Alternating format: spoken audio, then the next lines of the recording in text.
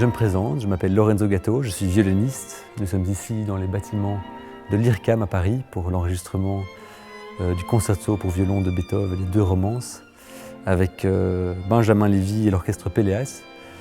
Et en fait, j'avais rencontré Benjamin en Hollande, parce que nous avons le même agent qui est hollandais.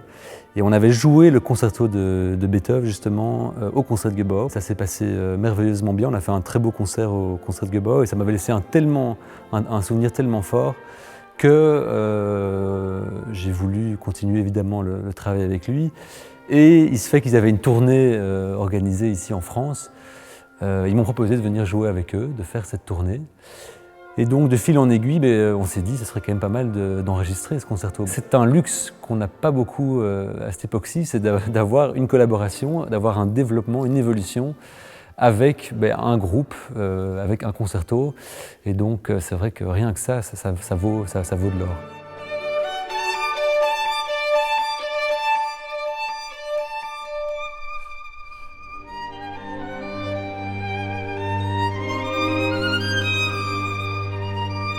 Alors la naissance de ce projet d'enregistrement Beethoven, c'est assez révélateur du fonctionnement en fait assez collégial de notre orchestre de chambre Péléas, puisque ça faisait longtemps qu'on voulait s'intéresser à ce concerto.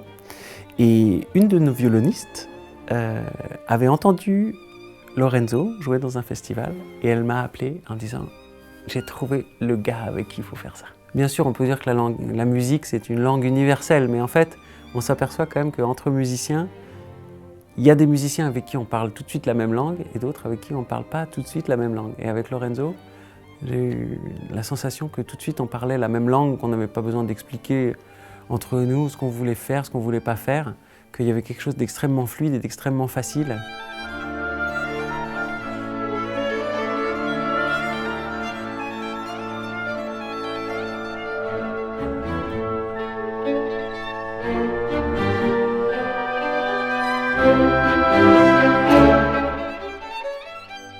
Le concerto de Beethoven, c'est un concerto que j'adore. Donc je suis tombé amoureux du concerto il y a 2-3 ans. Beethoven, c'est quelqu'un qui prend les choses peut-être trop au sérieux, mais qui les prend très au sérieux et qui l'utilise dans son discours musical sans jamais s'arrêter ou se lamenter dans une émotivité inutile. C'est-à-dire qu'il y a cette force du destin, cette dureté de la vie, c'est clair.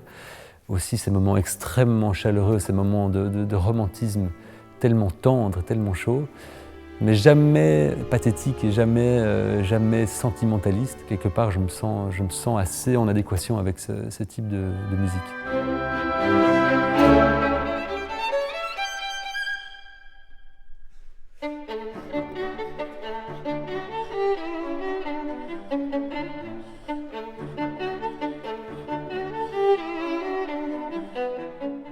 C'est un orchestre indépendant, c'est un orchestre qui n'est pas permanent, mais les gens sont quand même membres de l'orchestre parce qu'on a voulu que les gens aient un pouvoir décisionnel dans la vie de la formation, que les gens soient investis dans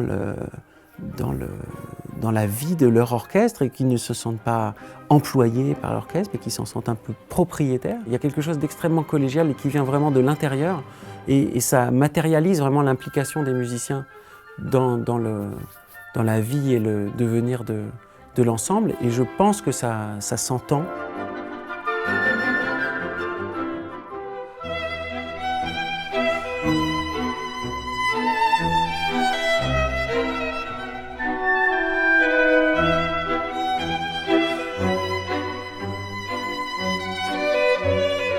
Quand on joue Beethoven, on est vraiment sur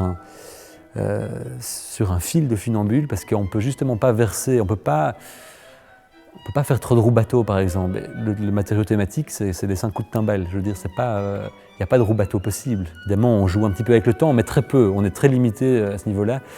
Mais pour moi, quelque part, c'est ça qui en donne, qui apporte vraiment la force par rapport à beaucoup d'autres concertos, même pour violon, que j'adore. J'adore beaucoup de concertos, mais celui de Beethoven tient une place assez particulière pour ça, parce que justement, on a une latitude d'interprétation, d'action très restreinte, mais du coup, c'est vraiment dans la finesse que ça va se jouer, c'est dans les couleurs, les petits changements de couleurs, et c'est ça que je trouve vraiment passionnant.